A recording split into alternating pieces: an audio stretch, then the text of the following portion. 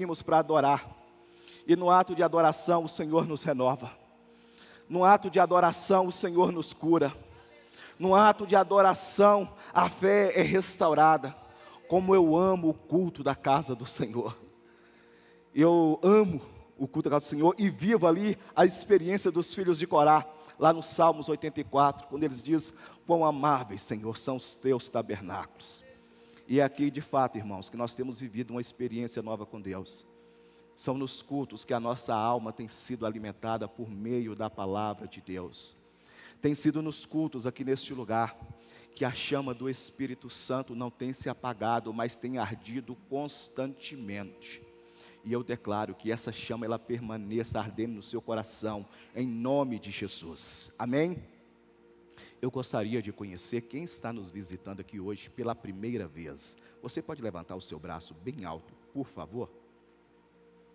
Hoje nós temos uma pessoa. Seja bem-vindo, querido. Que Deus te abençoe, tá? A sua vinda aqui nessa noite aqui estava na agenda celestial de Deus.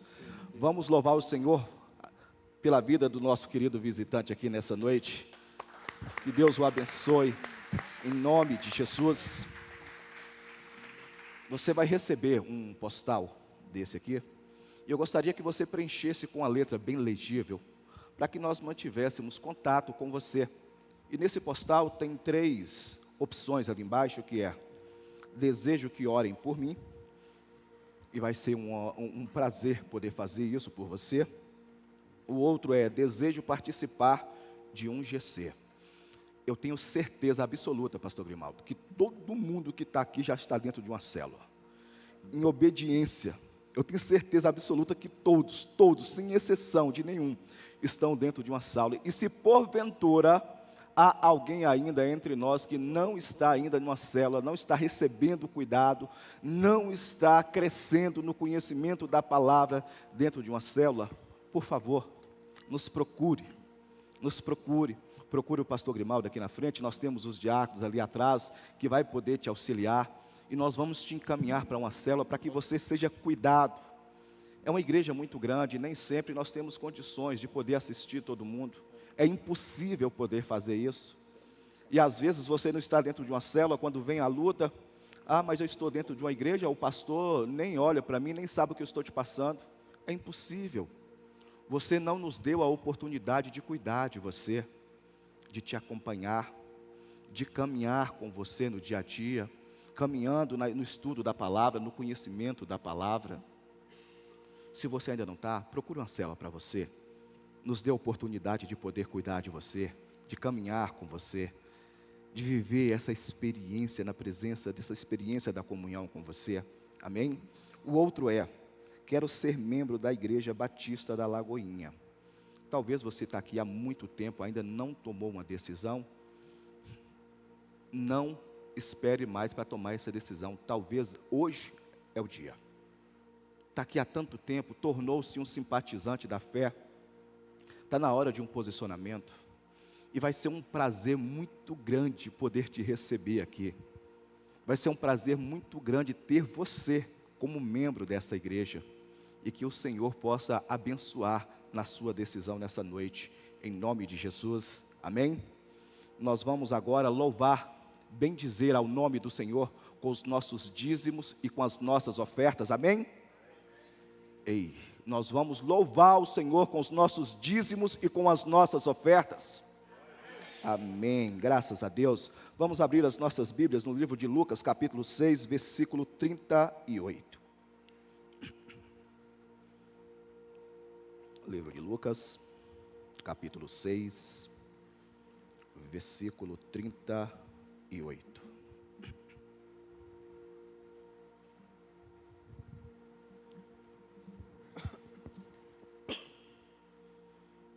Livro de Lucas, capítulo 6, versículo 38, e assim nos diz a palavra do Senhor: dê-lhes e será dado, boa medida, prensada, sacudida e transbordante será dada a vocês, porque com a medida com que tiverdes medido, vocês serão também medidos. Louvado seja o nome do Senhor. Meus irmãos, esse texto aqui, ele demonstra a bondade e a generosidade de Deus. E ele já inicia da seguinte forma, que Deus, ele tem prazer em abençoar, ele tem prazer em derramar bênçãos sem medida sobre a vida do servo generoso. E quando nós falamos de dízimos e ofertas, tem 4 pilares que se destacam. Eu particularmente, eu gosto de destacar esses 4 pilares, que é a fidelidade, que ser dizimista na casa do Senhor hoje é ato de fidelidade. Embora muitos usam esse momento para benefício próprio. Eu vou dar porque Deus vai me dar 10 vezes mais em troca. Isso não é verdade, irmãos. Nosso Deus não é Deus de troca. Nosso Deus não fica devendo nada, absolutamente nada para ninguém. Então, um pilar de fidelidade, um pilar de generosidade, um pilar de honra. Quando você é um dizimista, quando você torna-se um ofertante na casa do Senhor, você está honrando a Deus. E o nosso Deus também é Deus de honra. Quando você o honra, Ele também honra a sua vida e também a sua casa. E o outro é a obediência. Dízimos e ofertas é ato de obediência. É bíblico. É bíblico. E quando eu me movo nisso, eu estou sendo também abençoado. E essa palavra aqui, então, ela traz exatamente a confirmação do que eu estou dizendo. Ela não está sugerindo uma troca, ou seja, dê e lhe será dado. Ou seja, Deus não precisa nem do meu nem do seu dinheiro. Lá em Ageu fala que dele é o ouro e dele também é a prata. Tudo é dele. Então ele não precisa de nada. O que ele está dizendo é que se você o honrar, ele também te honrará. E não vai te honrar de qualquer forma. Ele fala que dê, ele será dado. Ou seja, eu vou te honrar com bênçãos e com uma porção maior do que a que você vai me dar. Com uma porção maior do que você vai entregar na casa do Senhor nessa noite. E repito, não é uma troca, é um ato da generosidade, da bondade de Deus. Só que ele fala, dele será dado. E olha a bênção maior. E ele diz assim, que vai ser dado de uma medida prensada, sacudida e transbordante. Ou seja, ele vai te dar. E ele vai te dar tanto que vai começar a sacudir. Ele vai começar a apertar para quanto mais você tiver, mais vai vir sobre a sua vida. E isso é a generosidade de Deus. Faça o nosso ato de generosidade, faça o nosso ato de obediência, faça o nosso ato de fé. E eu quero te convidar nessa noite. Se você veio aqui nessa noite com um propósito, toma o seu envelope na mão. Toma o seu envelope na mão. Irmão, mas eu trouxe tão pouquinho. E quem te falou que Deus está preocupado com a quantia que você trouxe nessa noite? Quem disse que Deus está preocupado se você trouxe R$2, ou se você trouxe R$200, ou se você trouxe R$2.000?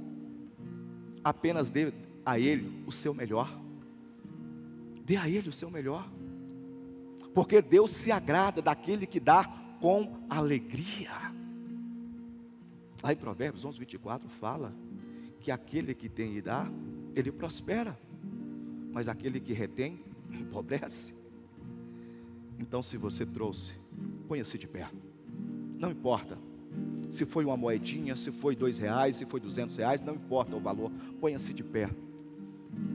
Erga a sua mão, erga o seu envelope para cima e comece a orar, agradecendo a Deus. Comece a bendizer a Deus pela oportunidade que Ele te deu nessa noite, de poder ofertar na casa dEle, de poder semear no reino de Deus. E quando nós fazemos isso, nós mesmos somos abençoados. Erga as suas mãos para cima. Aí eu não trouxe, levanta a sua mão também e comece a orar, porque Deus também vai te abençoar. Senhor Deus, nós louvamos o Teu nome, Pai. Bendizemos a Ti, meu Deus, por ter nos dado, Pai, para poder devolver aqui nessa noite. Meu Deus, nessa noite, em nome de Jesus, eu abençoo cada dizimista, cada ofertante da Tua casa nessa noite. Meu Deus, que o Senhor possa derramar, meu Deus, bênçãos sem medida sobre a vida de cada um deles, conforme a Tua palavra nos garante, meu Deus, que seja sacudida, que seja transbordante. meu Deus, que seja, meu Deus, de uma forma, meu Deus, abundante, e que tudo seja para a glória, seja para louvor do teu nome. Também abençoamos, Senhor, aqueles que não puderam trazer nessa noite, meu Deus, que o Senhor possa abrir as portas, que o Senhor, meu Deus, possa ser a provisão dos teus servos, meu Deus, para que eles também amanhã, meu Deus, possam voltar nesse lugar, para viver a alegria dessa experiência, meu Deus, que é de poder devolver na tua casa, Pai, que é de poder ofertar na tua casa, meu Deus, que é de poder ser um dizimista fiel na tua casa, Senhor. Nós consagramos, Pai, nessa noite os nossos dízimos e as nossas ofertas com toda a alegria dos nossos corações, em nome do Senhor Jesus, amém e amém. Saia do seu lugar, venha aqui à frente e venha com alegria, venha louvando o Senhor.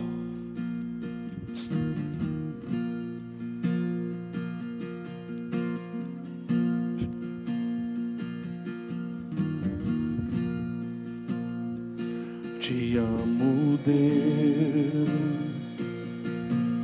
tua graça nunca falha. Todos os dias eu estou em tuas mãos. Desde quando me levanto até eu me deitar, eu cantarei a bondade de Deus. És fiel em todo tempo, em todo tempo tu és tão bom. Com todo o fôlego que tenho, eu cantarei a bondade de Deus. És fiel em todo tempo, em todo tempo tu és tão bom. Com todo o fôlego que tenho, eu cantarei a bondade de Deus. Graças a Deus, aleluia, Senhor, glória a Jesus. Santo, santo é o teu nome. Os irmãos podem assentar-se. Meus irmãos, antes de darmos início à palavra de Deus, eu quero fazer um convite para toda a igreja. No domingo que passou, nós estivemos fazendo evangelismo no hospital, no Júlia Kubitschek, e foi algo extraordinário que Deus fez ali. Foi lindo o que Deus fez ali. Nós temos ido pelo menos uma vez por mês lá no hospital, e normalmente a gente sai daqui com a intenção de poder atender as pessoas que estão esperando uma consulta, que estão enfermos, e Deus tem nos surpreendido com uma experiência nova, com algo novo. Cada vez que a gente vai é uma experiência nova, é um testemunho novo que tem para contar ali. Essa última vez que nós estivemos ali, foi impressionante que atendemos assim, nós não conseguimos atender nem 40% por causa da demanda que nós tivemos e do número de pessoas que nós tínhamos ali disponível conosco. Mas ainda assim foi lindo o que Deus fez naquele lugar. Nós tivemos a oportunidade de orar não só com os pacientes, mas com todos os funcionários do Hospital Júlia Kubitschek.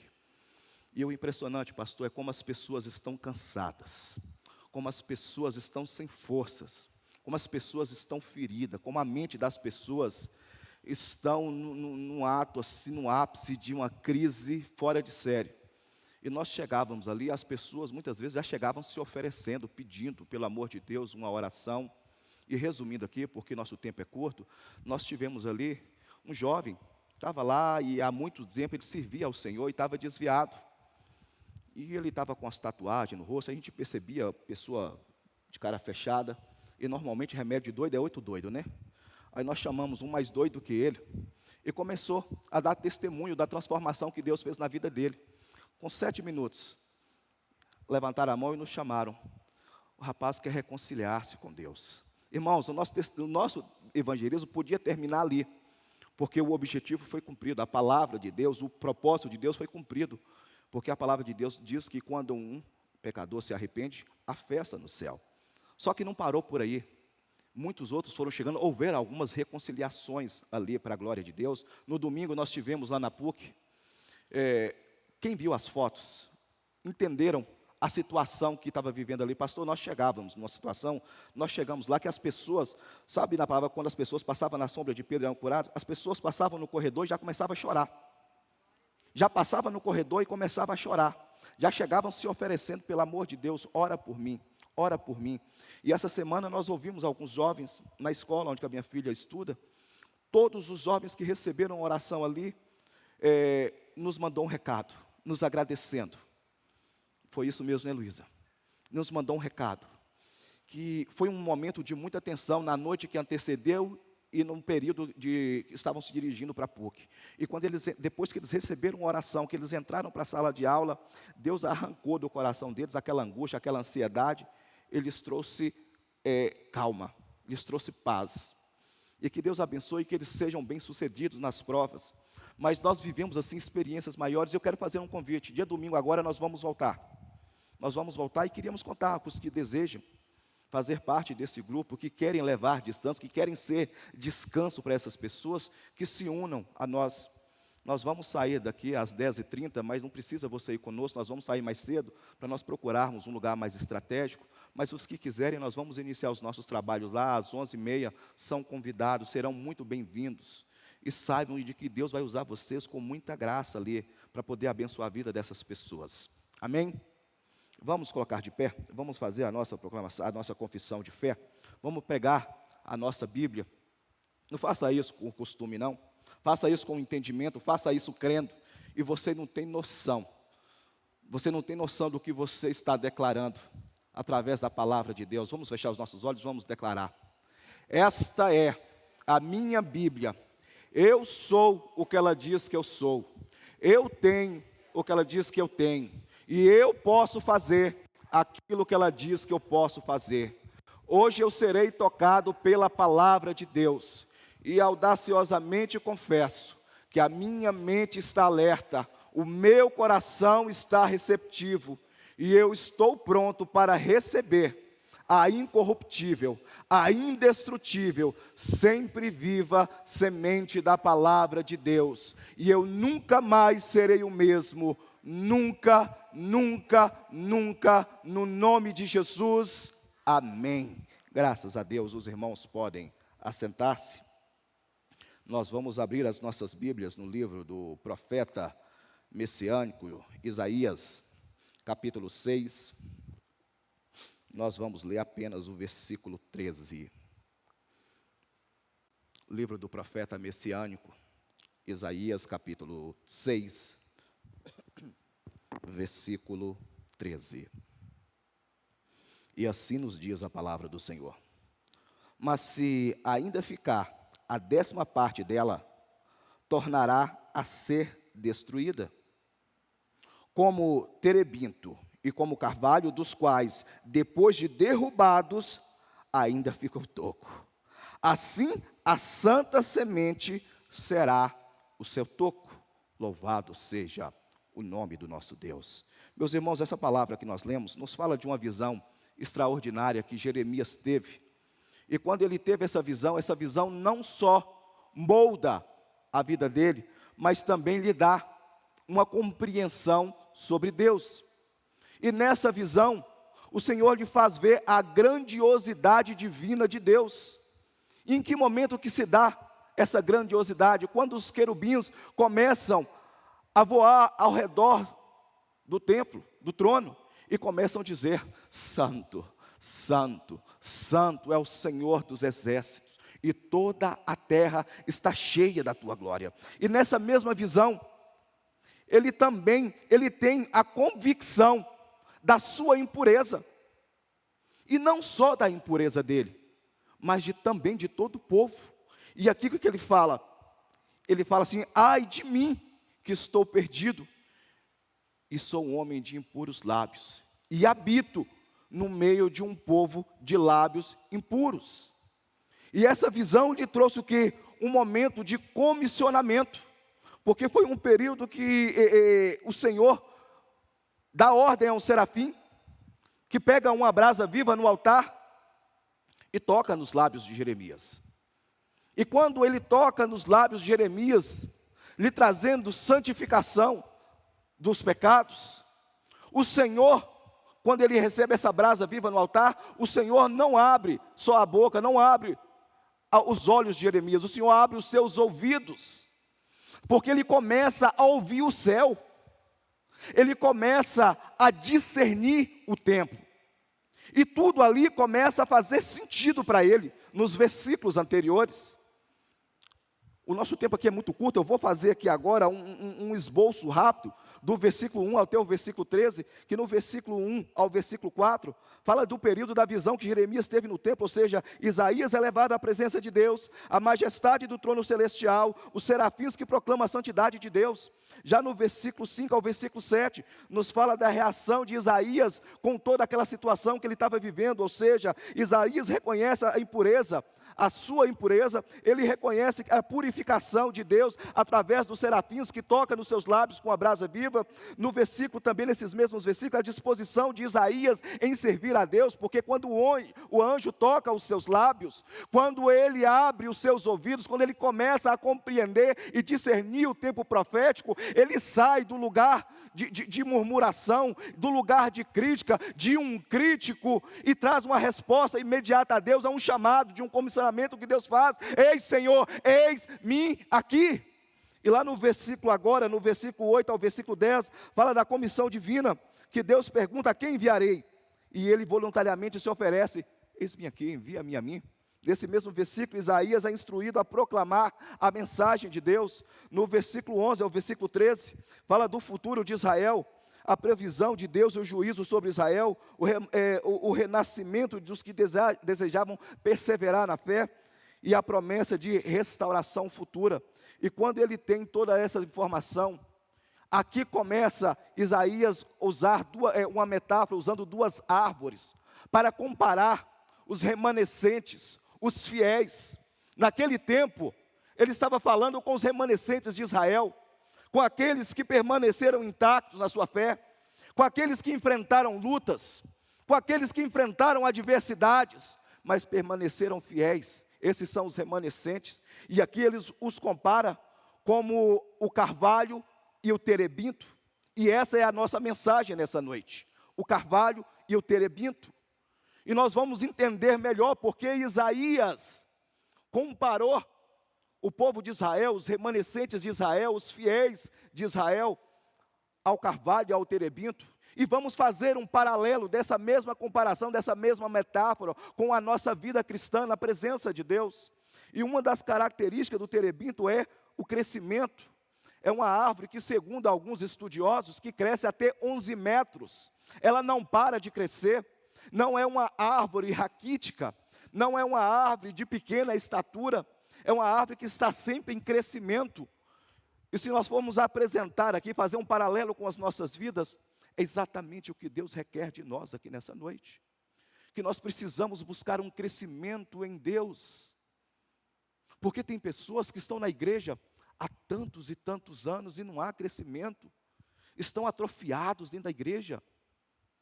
Tornaram-se um simpatizante da fé, não se movem em Deus, tornaram filhos imaturos, crianças na fé, não se move pela palavra, não tem renovação da mente, e Deus nessa noite está nos chamando para uma nova realidade.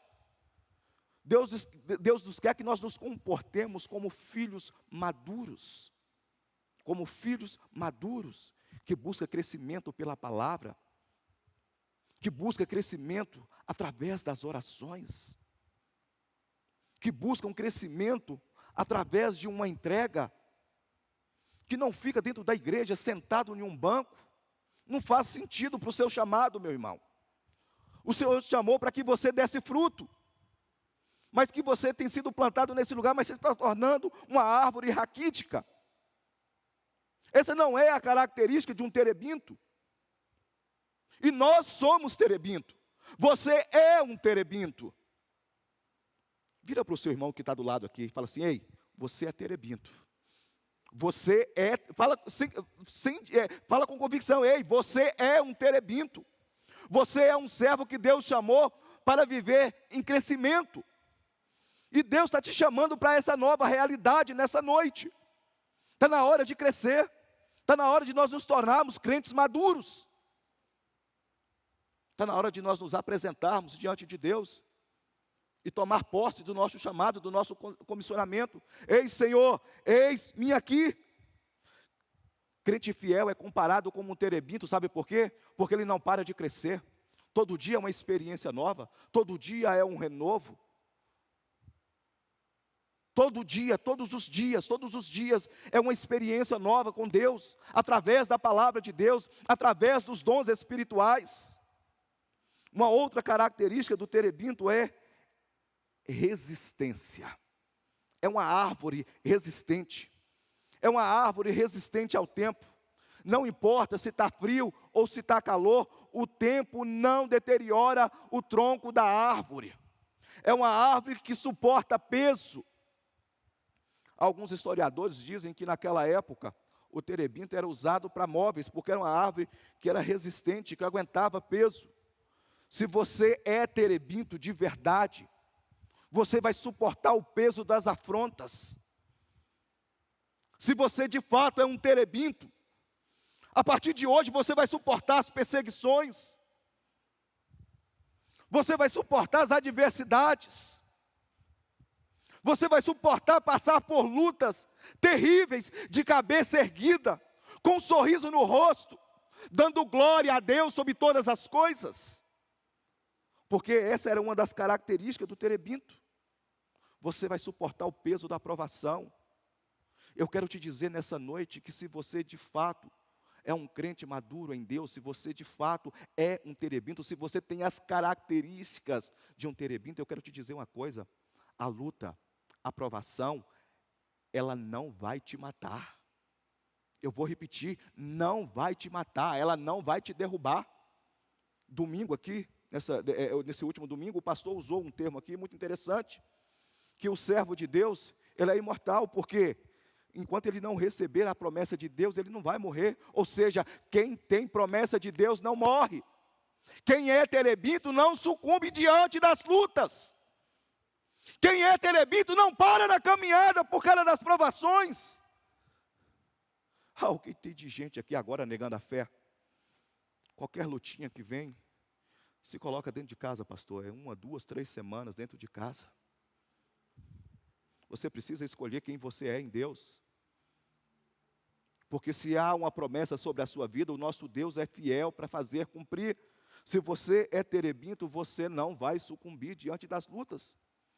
A palavra de Deus lá no Salmos 91, versículo 7, fala que 1000 cairão ao seu lado e 2000 e 10.000 à sua direita, mas você não vai ser atingido. E não é uma promessa minha, é uma promessa da palavra de Deus. E a palavra de Deus é verdade absoluta. Lá em Números 29 fala que Deus não é homem para que minta, e nem filho de homem para que se arrependa. E se Ele prometeu, Ele vai fazer cumprir na sua vida. A luta não vai te matar. A prova não vai te matar. O tempo não vai te roubar a sua fé. O calor e o frio não vai apodrecer o tronco da sua árvore. Você é terebinto. Você é terebinto, você é resistente. Que venha a luta, que venha a provação. Permaneça de pé. Permaneça com a sua fé intacta em Deus. Continue confiando em Deus, que Deus vai te garantir a vitória em nome de Jesus. Uma das características do terebinto é a resistência. A outra característica do terebinto é resiliência. E o que é resiliência? É a capacidade de nos moldar diante das adversidades. Num dicionário mais correto, ele diz que é a capacidade de superar a adversidade com equilíbrio e otimismo. E aqui eu vou mudar as últimas palavras dessa frase, que resiliência é a capacidade de superar adversidades. Com quê? Com domínio próprio e com a fé. Porque o verdadeiro terebinto, o verdadeiro homem de Deus, ele é equilibrado. Ele age, ele se move na fé. Por que que o terebinto ele tem uma característica de resiliência? Porque quando os ventos fortes vêm, os galhos envergam, mas não quebram. O vento, ele não tira, ele não derruba o terebinto, porque é uma árvore sólida, com raízes profundas. Você vai passar por luta, vai passar por provação, vai envergar, mas não vai quebrar, porque o Deus que te chamou, Ele te sustenta. O Deus que te chamou, Ele vai te sustentar de pé. Você é terebinto e você precisa nessa noite escolher qual é o tipo de árvore que você quer ser, se você não acredita nessa verdade. Eu não sei você, mas eu sou terebinto. Eu sou terebinto. As lutas não vão roubar a minha fé. As provações não vão roubar a bênção da salvação na minha vida. As adversidades não vão me fazer parar na caminhada. Eu vou continuar. Eu serei um servo resiliente na presença de Deus. Não é hora de parar. Os ventos, de fato, eles são fortes. Mas nós precisamos continuar. Nós precisamos crer no que Deus fala em João 16:33, de que no mundo nós teríamos aflição. Mas tem de bom ânimo. Suportem. Sejam resistentes. Sejam resilientes. Porque Ele vai te garantir a vitória. A única coisa que você precisa para permanecer de pé, em tempos tão difíceis que nós estamos vivendo, é resiliência na caminhada. É uma das características do terebinto. A outra característica do terebinto é a combustão. É uma árvore que pega fogo muito fácil, mas ela é como uma sarça ardente. O fogo pega, mas o fogo não a consome, ele permanece aceso. Tem pessoas que chegam no culto, o fogo está descendo e está no WhatsApp, pastor. Acredite, a gente fica ali no diaconato, às vezes a gente vai circulando aqui, você vê aqui que antes da palavra vem aquele momento que a pastora Cida sobe aqui, e aquela labareda de fogo, e os irmãos são tomados por uma glória que se manifesta neste lugar, e tem pessoas que estão alheios. Tem pessoas que estão aqui atualizando os stories no WhatsApp. Meus irmãos, o fogo que ele inicia aqui, ele precisa arder na sua vida. Essa chama tem que ser constante na sua vida. Está na escola, a chama precisa arder no seu coração, porque através dessa chama do Espírito Santo na sua vida, você vai incendiar aqueles que estão fracos ali ao seu redor. Essa chama precisa continuar ardendo no seu coração, não importa aonde você quer que você esteja, se no trabalho, se na fila da casa lotérica, se na fila do banco, se no posto de saúde, se dentro de um hospital, essa chama precisa continuar acesa na sua vida. Ela não pode apagar, ela não pode baixar, ela precisa arder. A chama que é acesa aqui, ela não pode baixar quando você sai da porta para fora. Você não pode deixar com que o mau tempo, que os ventos e as tempestades apaguem a chama do Espírito Santo de Deus no seu coração. A palavra, a bênção que você recebeu aqui, ela precisa continuar na sua vida e precisa transbordar na vida de outras pessoas. Você precisa chegar na sua casa com essa bênção, com essa chama do Espírito Santo e começar a incendiar o seu marido. De repente, você está aí lutando há 10 anos, orando há 10, 15, vai ficar mais 100, sabe por quê? Porque a chama, o fogo que é aceso aqui, chega lá fora, apaga. Quando na verdade essa chama deveria continuar acesa na sua vida. Chegar dentro de sua casa, você incendiar a vida do seu esposo, a vida do seu filho. Uma chama acesa dentro da sua casa, para suportar as lutas. E essas lutas são existentes. Nós estamos em guerra. E nosso inimigo não é visível. A palavra nos diz que a nossa luta não é contra carne nem sangue, mas contra principados e potestades. A nossa luta é contra um inimigo invisível, e essa chama precisa estar acesa no nosso coração. Essa chama precisa estar acesa. Combustão é uma das características do terebinto. A outra característica dessa árvore é uma árvore medicinal, ou seja, ela tem essência curativa, ela tem virtudes curativas. E um dos principais ativos dessa árvore, ela é um anti-inflamatório. Pastor, o que tem de gente inflamada dentro de igreja ultimamente? o que tem de crente inflamado, que qualquer situação inflama ele. E pior de tudo, que se ele não só se inflamasse, ele ainda inflama os ambientes que ele frequenta. É o da turminha de Datã, Corá e Abirão. Está ali, o pastor não faz isso, mas a igreja é assim, a igreja é assado, só inflamando o ambiente onde ele frequenta. Meu irmão, está na hora de você ser terebinto. Você não é a árvore que inflama, você tem essência anti-inflamatória. Você tem essências curativas. Aquilo que sai da sua boca precisa curar as pessoas. Quando você estiver perto dessas pessoas, desses críticos, porque essa é a situação de Isaías, antes de ter uma experiência com Deus, antes de ver a glória de Deus, antes de discernir o tempo da divindade de Deus, era um homem que se colocava como um crítico, era um homem que estava ali num ambiente de crítica, e quando o anjo tocou a sua boca com uma brasa viva, Deus transformou o seu ser. Deus moldou a vida de Isaías. Ele precisa moldar a sua vida para você sair daqui nessa noite com a convicção de que você é um terebinto, de que você é um homem e uma mulher que libera cura na vida de pessoas que estão enfermas, de que chegam em ambientes que estão inflamados e que o fogo da rebeldia seja apagado e a glória de Deus se manifeste através da sua vida e do seu testemunho. Uma das características do terebinto é exatamente isso. É medicinal. É cura. Você precisa ser um agente de cura nas mãos do Senhor. Você precisa fazer a diferença nos ambientes que você está. Eu acabei de dar um testemunho aqui, antes de iniciarmos a palavra. Quando a gente sai para o evangelismo, o que a gente mais encontra, pastor, são pessoas enfermas.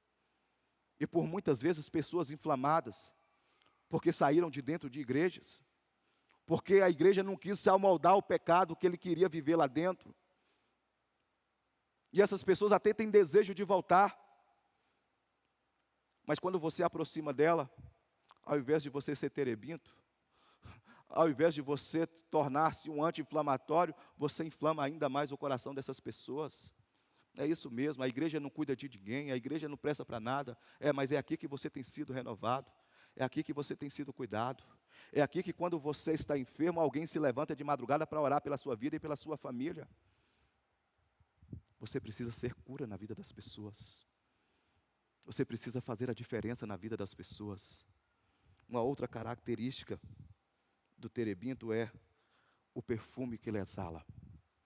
Quando ela é esmagada, pastor, quando você fere essa árvore, ela exala um cheiro que pode ser sentido à distância, a quilômetros de distância.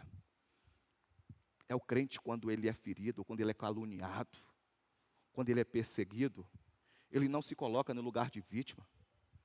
Ele vai para a presença de Deus, ele começa a exalar o bom cheiro de Cristo. Não adianta te pisar. Pode avisar no seu local de trabalho, não adianta me pisar. Pode avisar na escola, não adianta me caluniar. Eu sou terebinto. Quanto mais vocês me perseguirem, mais eu vou exalar o bom cheiro de Cristo. Lá no segundo livro de Coríntios, capítulo 2, versículo 15, diz assim: porque para Deus nós somos o bom perfume de Cristo. Observe que nós somos o bom perfume de Cristo. A palavra não está dizendo que nós temos o bom, não. Está dizendo de que nós somos o bom perfume de Cristo. Nós precisamos viver a experiência que viveu a igreja de Esmirna. Foi a última mensagem que eu preguei no púlpito dessa igreja. É uma igreja que quanto mais era perseguida, mais ela exalava o bom perfume de Cristo, mais ela dava testemunho da fé, mais ela contaminava as pessoas com a fé, gerada através do testemunho de persistência, de resiliência daquele povo. Nós precisamos viver, é muito bonito nós falarmos sobre a igreja de Esmirna, é lindo falar da persistência daquela igreja, é lindo falar que era uma igreja obediente a Deus, mas ninguém quer viver a experiência que eles viveram, e que se enquadra aqui, eram terebintos de Deus. Quanto mais pisavam, quanto mais massacravam, mais eles exalavam a fé, mais eles expressavam a fé. O que tem pessoas hoje que não suporta a aprovação, o que nós temos de pessoa hoje que está negando a fé, que estão apostatando da fé, porque não suporta a aprovação. Meu irmão, você é terebinto, suporta, estão te caluniando, Fica tranquilo, se te ferirem, vai exalar o bom cheiro de Cristo. Suportem. Ah, estão me perseguindo, suportem. Vocês são terebinto de Deus. Uma outra característica do terebinto. E agora nós vamos partir para o carvalho. Uma das características do carvalho, que lá no versículo 3 fala que mesmo depois de derrubar, seu toco será a semente. Ou seja, é uma árvore que ela não morre tão facilmente. Dizem por aí, alguns historiadores dizem que é uma árvore que ela cresce tanto, que quando ela cresce 1 metro para cima, as raízes se fixam 6 metros para baixo. E aqui fica entendido porque nós somos comparados, porque ele compara os remanescentes de Israel como um carvalho e como terebinto. Ou seja, eles não se abalam, eles não se abatem, eles não se entregam por causa das tempestades dos ventos.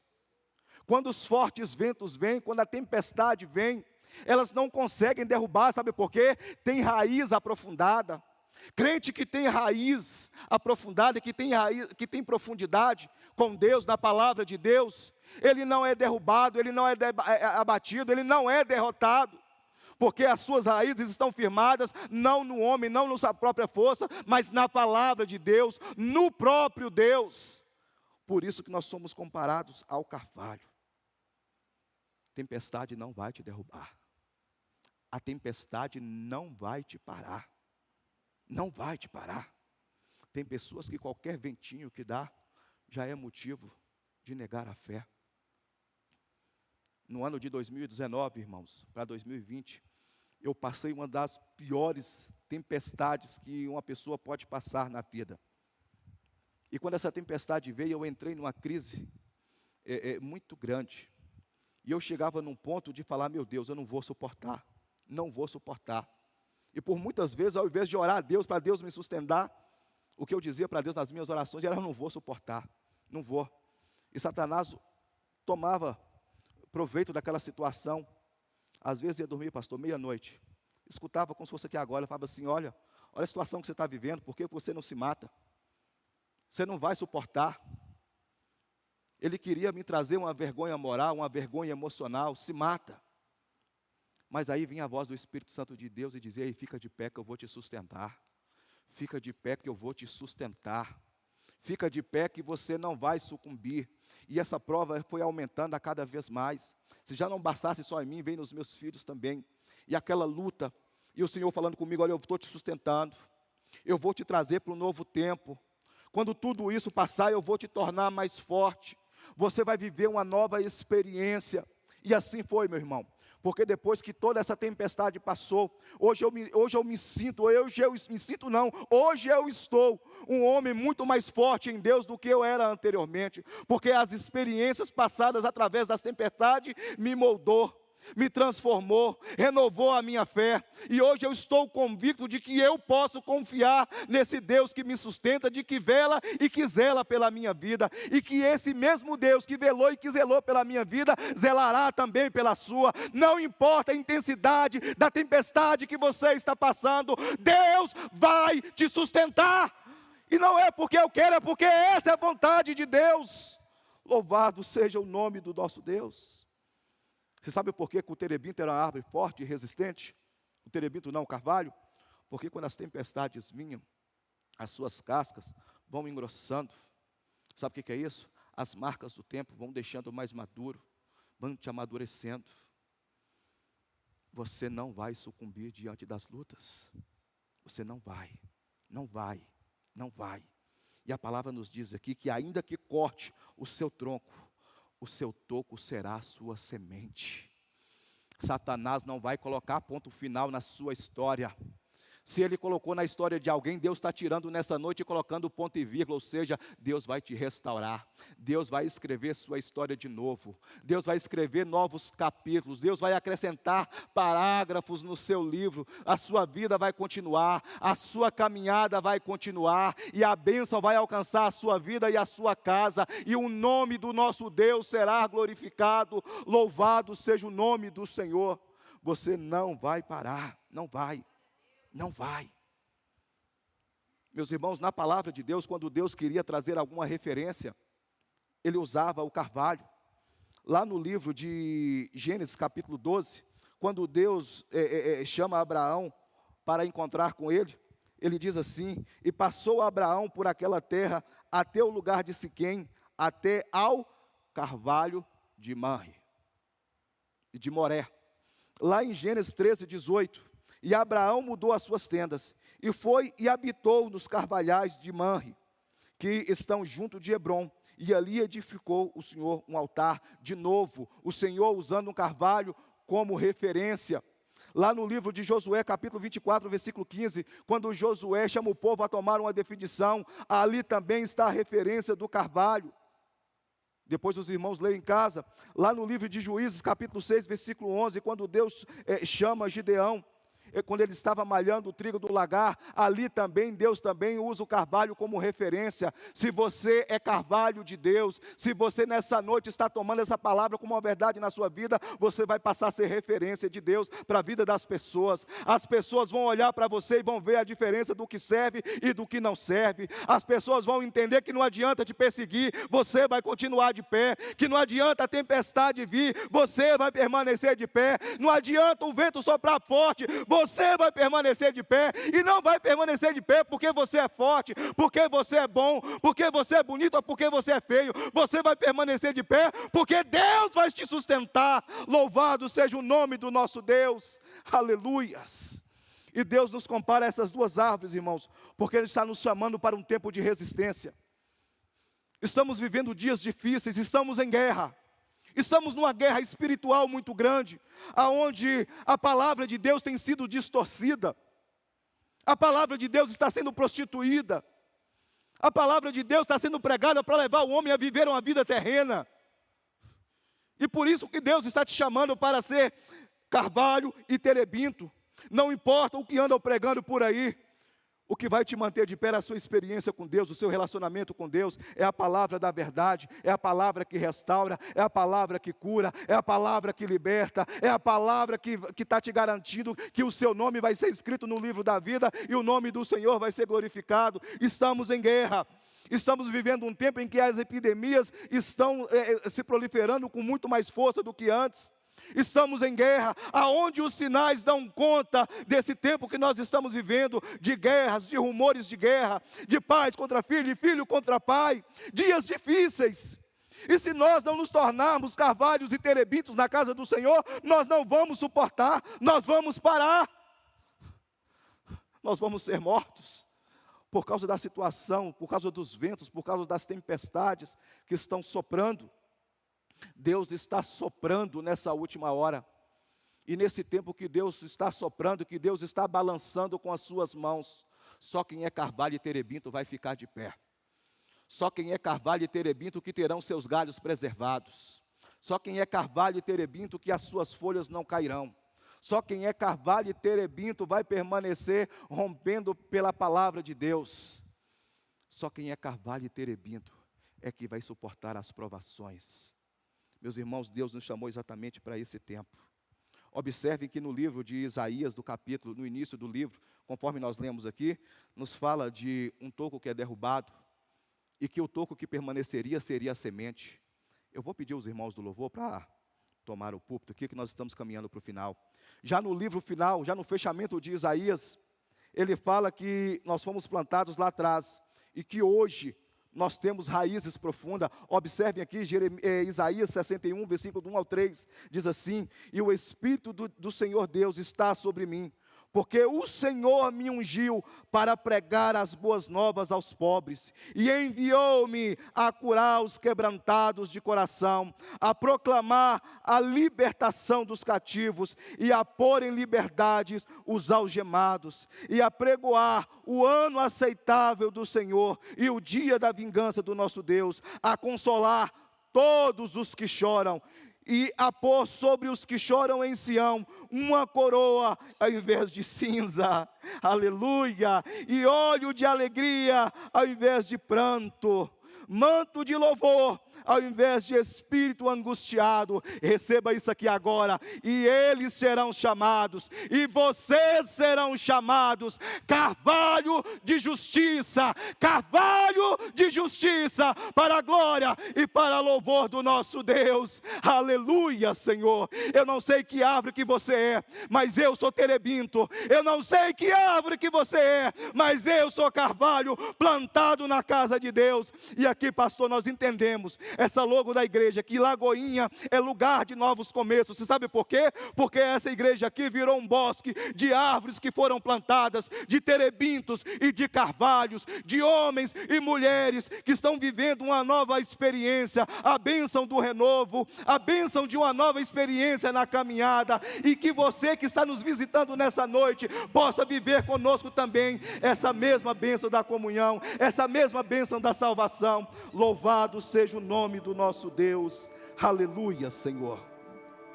Glória a Jesus. Feche os seus olhos agora e comece a orar. Senhor, eu não quero ser uma árvore qualquer. De pé, vamos ficar de pé. Eu quero ser carvalho, eu quero ser terebinto. A partir de hoje os ventos não vão me derrubar, as lutas não vão me abater, porque o Senhor vai me preservar. Aleluia, Deus. Podem falhar, tua voz me chama sobre as águas, onde os meus pés podem falhar.